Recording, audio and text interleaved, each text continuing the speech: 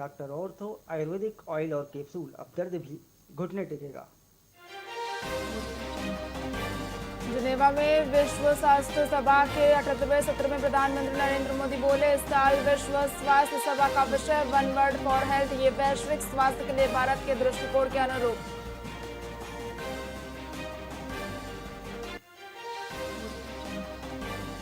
Operation सिंदूर के बाद भारत पाक के बीच होगी पहली बैठक। 1 जुलाई को भारत पाक के बीच होगी बैठक में जेलों में बंद कैदियों की रिहाई पर होगी चर्चा।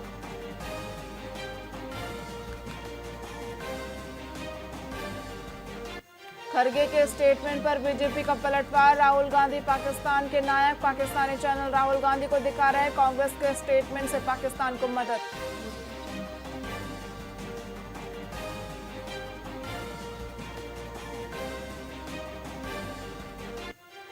प्रोफेसर अली खान को न्यायिक हिरासत, कोर्ट ने 27 मई तक न्यायिक हिरासत में भेजा। फेसबुक पोस्ट को लेकर हुई थी गिरफ्तारी।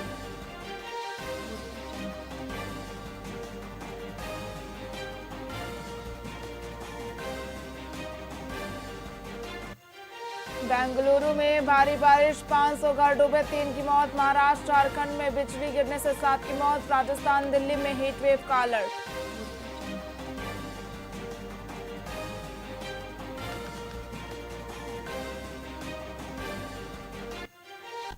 नमस्कार, आप देख रहे हैं वीआईपी न्यूज। मैं हूं आपके साथ प्रज्ञा तिवारी। रुक करते एक खबरों की ओर। डोंगरगढ़ रेलवे स्टेशन अब हाईटेक सुविधाओं से लैस हो चुका है, जिसमें लिफ्ट, एक्सीलेटर, वेटिंग लाउंज और शानदार लैंडस्केपिंग शामिल है।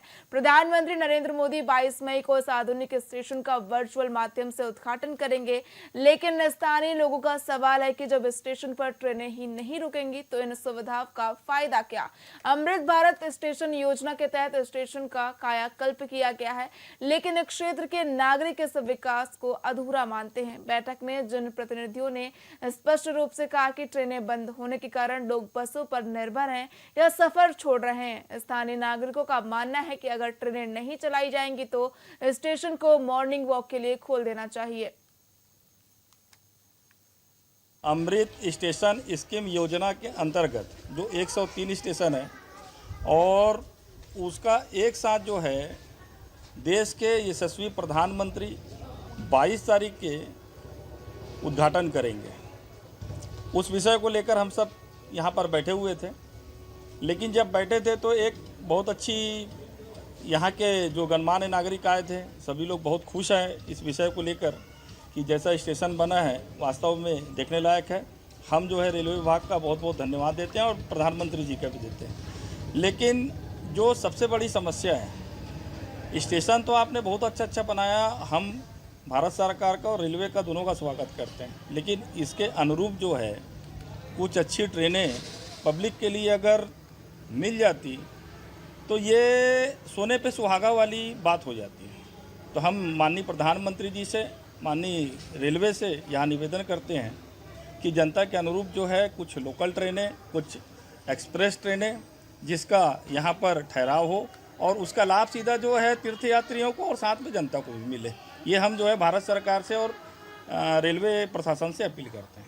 22 तारीख को माननीय प्रधानमंत्री जी के द्वारा डोंगरगढ़ रेलवे स्टेशन का लोकार्पण किया जाएगा।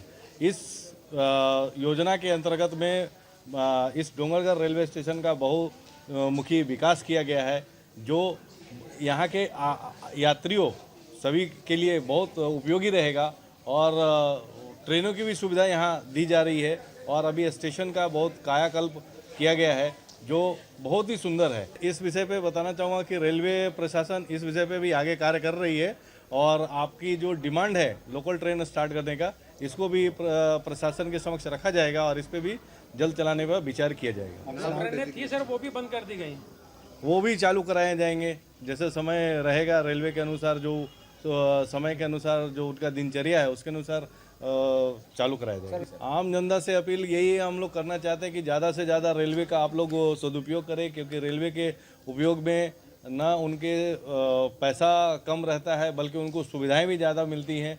जैसे चलते हुए बस में आप प्रसाधन का उपयोग नहीं कर सकते, लेकिन चलती हुई ट्रेन में आप कर सकते हैं, है ना।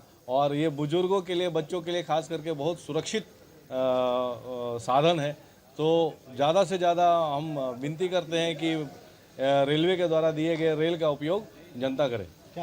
अमृत सुशासन तिहार के अंतर्गत मुख्यमंत्री विष्णुदेव साय ने दुर्ग जिले के धमधा विकासखंड स्थित ग्राम अछोटी का अचानक दौरा किया। मुख्यमंत्री हेलीकॉप्टर से पहुंचे और डायट कॉलेज परिसर में 29,20,000 रुपए की लागत से निर्मित महतारी सदन का निरीक्षण किया। उन्होंने निर्माण कार्य की गुणवत्ता का मुआयना करते हुए स्वयं अपने हाथों से भवन के कॉलम की तराई की, जिससे कार्य की मजबूती और पारदर्शिता का संदेश दिया गया। महतारी सदन ग्रामीण महिलाओं के सशक्तिकरण और सामुदायिक संवाद का केंद्र बने, जो स्थानीय स्तर पर महिलाओं की भागीदारी को बढ़ाने में सहायक होगा।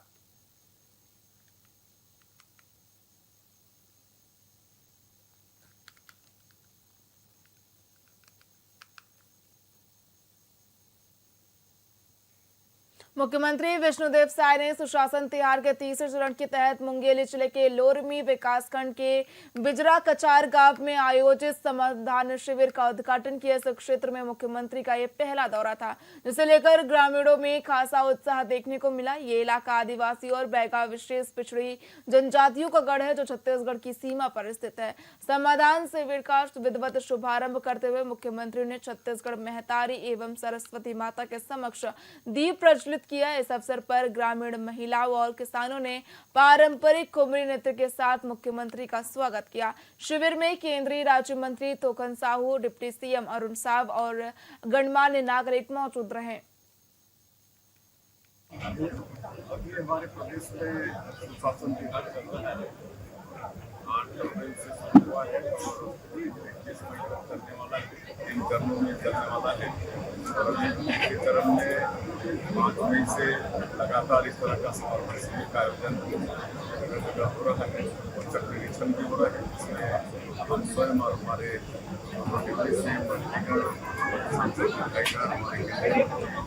सभी जा रहे हैं और आज इसी कार्यक्रम में यहाँ पर जिला कछार बना हुआ है, जो हमारे देश के आता है और भारी संख्या में आज समाधान शिविर हो रहे हैं और 14 ग्राम पंचायत इसमें आए थे और इससे प्रथम चरण में जो समस्या कलेक्ट किए थे हमारे अधिकारी 7,917 आवेदन स्तर में आए थे और हमारे अधिकारियों ने इसका समाधान किया है। 7,964 का समाधान हुआ है। बहुत कम नाम मात्र का बचा है तो इससे सुशासन तिहार से काफी फायदा प्रदेशवासियों को हो रहा है। मैं हमारे छत्तीसगढ़ के मुखिया विष्णुदेव साय जी को बहुत बहुत धन्यवाद देना चाहूँगा और साथ ही हमारे उप मुख्यमंत्री अरुण साव जी, केंद्रीय मंत्री तोकन साहू जी,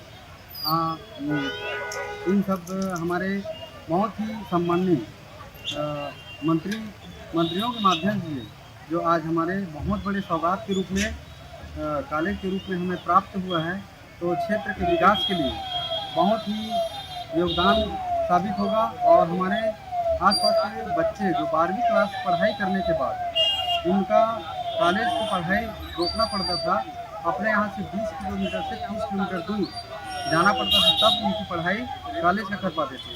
इसलिए आज हर वर्ग के सभी परिवार के बच्चे आज कॉलेज का शिक्षा ले पाएंगे और उच्च शिक्षा प्राप्त करेंगे। अभी हमारे प्रदेश में छत्तीसगढ़ के मुख्यमंत्री विष्णुदेव साय दुर्ग जिले के ग्राम पंचायत मुरमुंदा पहुंचे, जहां उन्होंने समाधान शिविर में जनता से सीधे संवाद किया। बता दें कि ये कार्यक्रम सुशासन तिहार के तीसरे चरण के तहत आयोजित किया गया, जिसका उद्देश्य लोगों की समस्याओं का मौके पर समाधान करना और सरकार की योजनाओं की जमीनी हकीकत का फीडबैक लेना है। इस दौरान मुख्यमंत्री विष्णुदेव साय ने कांग्रेस पर जमकर निशाना साधा। हाँ, अभी पूरे प्रदेश में सुशासन तिहार चल रहा है और ये 3 चरणों में चल रहा है। 2 चरण समाप्त हो चुका है, तीसरा चरण चल रहा है 5 मई से और ये तीसरे चरण में जगह जगह समाधान शिविर का आयोजन कर रहे हैं, जिसमें हमारे अधिकारी जो उस क्लस्टर में जितनी समस्या आई हैं और उसमें क्या प्रगति है वो सबका रिपोर्ट कार्ड जनता के सामने में रख रहे हैं और हम स्वयं और हमारे दोनों डिप्टी सीएम, हमारे मंत्रीगण, हमारे सांसद विधायकगण इस तीसरे चरण में कहीं भी औचक निरीक्षण भी कर रहे हैं, समाधान शिविर भी अटेंड कर रहे हैं। और इस सुशासन त्यौहार का उद्देश्य ये है कि हम लोग जो जनता की सेवा कर रहे हैं 1.5 सालों से, वो सेवा कहाँ तक लोगों तक पहुँच पा रहा है, इसका फीडबैक लेना इस सुशासन त्यौहार का उद्देश्य है। और लगातार हम सब लोग जा रहे हैं। मैं भी, मेरा शायद ये 19 या 20 जिला का आज ये दौरा हो रहा है और उसमें हम लगातार औचक भी निरीक्षण करके लोगों से मुलाकात किए हैं, समाधान शिविर में भी मिले हैं। तो जनता संतुष्ट है हमारे कामों से, मतलब अच्छा काम हो रहा है। सरकार की जो योजनाएं हैं उसका लाभ भी लोगों को मिल रहा है। कांग्रेस कह रही है मनरेगा प्रदेश में खत्म होगा। अब वो लोग तो झूठ बोलने में महारत हासिल है उनको। ऐसा झूठ बोलते हैं कि मतलब ऐसा लगता है उनके चेहरे में थोड़ा सिकन भी नहीं आता है। मतलब PhD है वो लोग झूठ बोलने में। हाँ, अभी बीते 24 अप्रैल को राजनांदगांव जिले के डोंगरगढ़ स्थित मां बमलेश्वरी मंदिर रोपवे में एक गंभीर हादसा हुआ था, जिसमें बीजेपी प्रदेश महामंत्री भरत वर्मा गंभीर रूप से घायल हो गए थे। इस हादसे के बाद प्रशासन ने रोपवे संचालन को बंद कर दिया था और जांच के आदेश दिए थे। अब लंबे इंतजार के बाद रोपवे का संचालन एक बार फिर से शुरू कर दिया गया है। हालांकि हादसे में किसी दोषी पर अभी तक कोई कार्रवाई नहीं की गई है।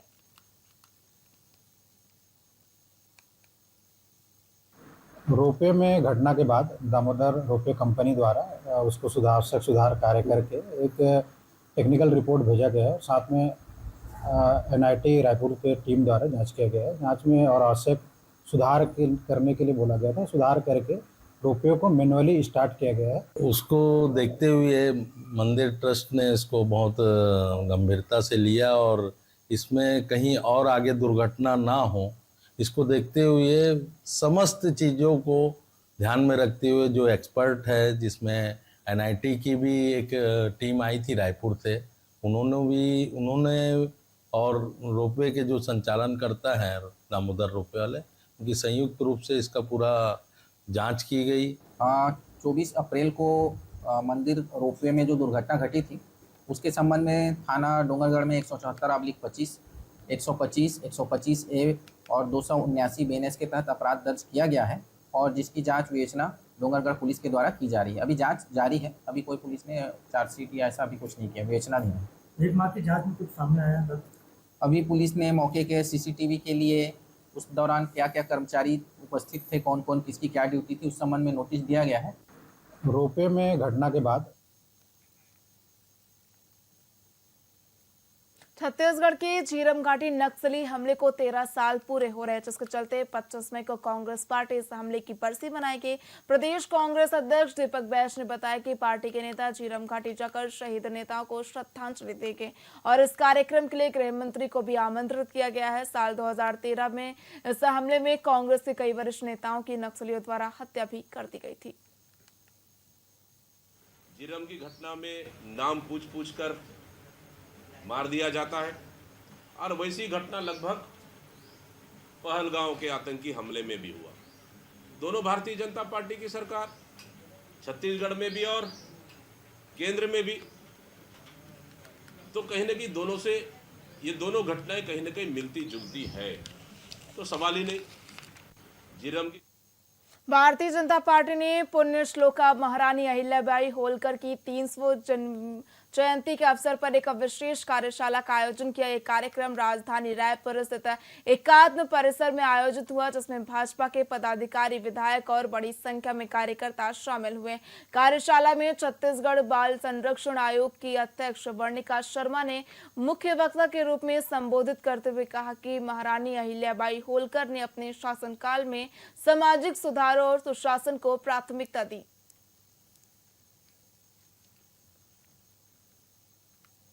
राजनांदगांव में मौजूद करीब 169 गांवों में से 98 सरकारी और बाकी निजी हैं, लेकिन इनमें से कई कुएं कचरे से पट चुके हैं और पानी के उपयोग लायक नहीं हैं। इस साल पानी की भारी किल्लत को देखते हुए नगर निगम ने सभी सरकारी कुओं की सफाई का निर्णय लिया है।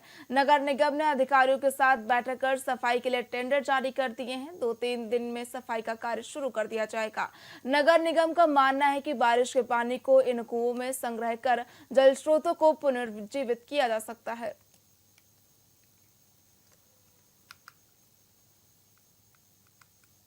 नगर निगम के सामने छत्तीसगढ़ मुक्ति मोर्चा ने अनिश्चितकालीन हड़ताल शुरू करती है। उनका आरोप है कि शहर में लगातार समस्याएं बनी हुई हैं जिनका समाधान नहीं किया जा रहा है। इससे पहले भी वे समस्याओं को लेकर हड़ताल पर बैठे थे, लेकिन महापौर के आश्वासन पर हड़ताल समाप्त कर दी गई थी। हालांकि 2 महीने बाद भी शहर की समस्याएं जस की तस बनी हुई हैं। छत्तीसगढ़ मुक्ति मोर्चा के सदस्यों ने नगर निगम के सामने पंडाल लगाकर हड़ताल की शुरुआत की है। उनका स्पष्ट कहना है कि जब तक समस्याओं का समाधान नहीं होगा तब तक वे हड़ताल जारी रखेंगे।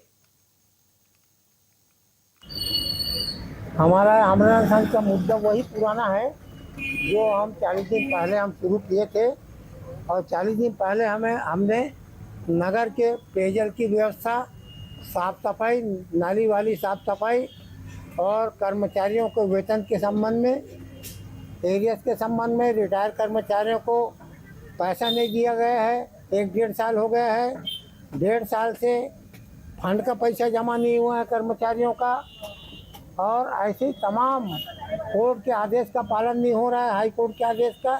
इन तमाम मुद्दों को लेकर हमने 10 तारीख को आंदोलन शुरू किया था। 10 अप्रैल को आदरणीय महापौर मधुसूदन यादव के कहने पर हमने, उसके आश्वासन पर हमने 11 तारीख को उस आमरण को ख़त्म किया था। उनके द्वारा कहा गया था कि मुझे समय दिया जाए थोड़ा और मैं आपकी सारी समस्या हल करूंगा। बजरंग दल के कार्यकर्ताओं ने दुर्ग जिला मुख्यालय पर ध्वनि प्रदूषण और आपराधिक गतिविधियों के खिलाफ ज्ञापन प्रस्तुत किया। उन्होंने शासन और प्रशासन से अनुरोध किया कि दुर्ग शहर में बढ़ते ध्वनि प्रदूषण, नशे के कारोबार और आपराधिक गतिविधियों पर त्वरित कार्रवाई की जाए। बजरंग दल ने बताया कि हाल ही में दुर्ग शहर में आयोजित 3 दिवसीय विशेष कार्यक्रम में ध्वनि प्रदूषण के नियमों का उल्लंघन किया गया, जिसमें बड़े डीजे और हानिकारक रोशनियों का उपयोग किया गया। ये बुजुर्गों और दिल के मरीजों के लिए अत्यंत हानिकारक साबित हो सकता है। हिंदू जो समाज है वो सब मानते हैं इस कानून को, लेकिन इनके लिए कोई कानून नहीं है। बाजू में जिला अस्पताल है, पीछे डिलीवरी वार्ड है, 2 बिस्तरों वाला, सैकड़ों की संख्या में मरीज है। हमने 1 तारीख को ज्ञापन भी दिए थे इस विषय में, लेकिन इन लोग अभी हमें बता रहे हैं कि कार्रवाई किए हैं करके। लेकिन मैं बोल रहा हूँ कि जब उन लोग का कार्यक्रम खत्म हो गया, शहर से 2 किलोमीटर 3 किलोमीटर दूर में जाके कौन से कार्रवाई कर रहे हो भाई? तो क्या सारा नियम कानून सारी व्यवस्थाएं हिंदुओं के लिए ही है, बाकी लोगों के लिए नहीं है धाराएं? अगर ये कानून अगर बनी है तो सबके लिए एक समान होना चाहिए। एक को माँ एक को मौसी मत नहीं किया जाना चाहिए। यहाँ पर अगर रात में अगर हम लोग चुनरी यात्रा निकालते हैं तो प्रशासन की तरफ से एक मैसेज आता है कि आप लोग का एक मीटिंग किया जाएगा, इस सभी डीजे को जब्ती कर देंगे हम। तो भाई हमारे लिए नियम कानून है क्या सारा नियम कानून? जो एसडीएम के यहाँ परमिशन लेने का फॉर्म होता है उसमें स्पष्ट लिखा हुआ है कि आपको यातायात बाधित नहीं करना, अन्यथा कड़ी कार्रवाई होगी। और 3 दिन 3 रात पूरी तरह से यातायात बाधित है। तो हिंदुओं पे जो ये नियम कानून लागू होता है दुर्गा पूजा, गणेश पूजा में, सही है, होना चाहिए, लेकिन फिर वो नियम सबके लिए होना चाहिए, सब पे लागू होना चाहिए। हिंदू आबकारी घोटाले के मामले में आर्थिक अपराध अन्वेषण ब्यूरो ने छत्तीसगढ़ प्रदेश के 20 से अधिक स्थानों पर कार्रवाई की है। दुर्ग, भिलाई, महासमुंद, धमतरी और रायपुर में कई ठिकानों पर छापे मारे जा रहे हैं। इस कार्रवाई में सबसे बड़ी कार्रवाई दुर्ग में की गई है, जहां आम्रपाली सोसाइटी में अशोक अग्रवाल और उनके भाई विनय अग्रवाल के निवास पर छापे डाले जा रहे हैं। दोनों भाइयों का संबंध स्टील इंडस्ट्री से भी है। इसके अलावा दुर्ग जिले के 2 अन्य करीबियों के निवास पर भी कार्रवाई जारी है।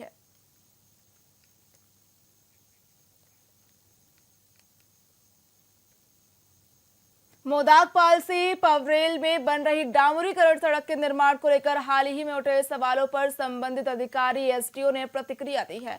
उन्होंने स्पष्ट किया है कि सड़क का निर्माण पूरी तरह से निर्धारित मानकों और नियमों के अनुसार किया जा रहा है। अधिकारी ने कहा कि निर्माण कार्य की गुणवत्ता पर लगातार निगरानी रखी जा रही है। यदि किसी प्रकार की लापरवाही या गड़बड़ी की शिकायत मिलती है तो तत्काल जाँच की जाएगी।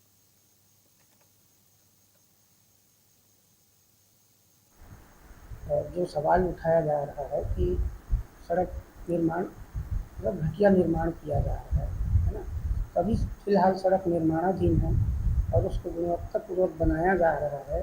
प्लांट से गुणवत्तापूर्वक मटेरियल मिक्स करके ही साइट पे डाला जा रहा है ना। कोई लापरवाही नहीं बरती जा रही है एवं कोई भ्रष्टाचार नहीं किया जा रहा है। मापदंड में बनना चाहिए, उसी मापदंड में बनाया जा रहा है। आगे चलते जी हाँ, इसमें प्रशासनिक बड़े अधिकारियों की निगरानी है, उनकी नहीं बनाया जा रहा है। फिलहाल खबरों में इतना ही। देखते रहिए VIP न्यूज़। नमस्कार।